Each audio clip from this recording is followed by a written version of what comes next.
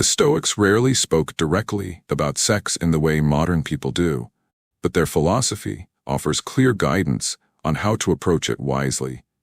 Sex, like food, money, and fame, is considered a preferred indifferent, neither inherently good nor bad. What matters is how it is used and the mindset with which it is approached. A Stoic understands that pleasure is not the goal of life. Virtue is. Therefore, sex is not to be pursued for its own sake, or at the cost of one's character. If it happens within the bounds of wisdom, self-respect, and mutual respect, it can be accepted. If it leads to obsession, loss of control, or degradation of self and others, it must be avoided. The body is to be respected, not worshipped. Seneca advised that passions should be subject to reason. When a man or woman engages in sex, they should do so with moderation, honesty, and care for the other person. It should never become a master over them, turning them into a servant of lust. Instead, it should be a free act, chosen wisely and without the fog of excessive emotion. Epictetus taught that we must always remember our higher purpose. If a fleeting pleasure like sex distracts us from living according to nature and reason, we should step back. If it fits within a virtuous life, it can be accepted calmly.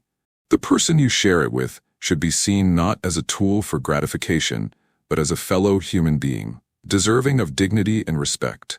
Marcus Aurelius, in his Meditations, often reminded himself how simple and natural bodily functions are. Sex, like eating or sleeping, should not be made grander than it is. It is part of life, but it is not the meaning of life. When approached without pride, shame, or vanity, it finds its right place. The Stoic would prepare himself even for this act. He would ask, am I doing this according to virtue? Am I respecting both myself and the other? Am I able to walk away if it is not right?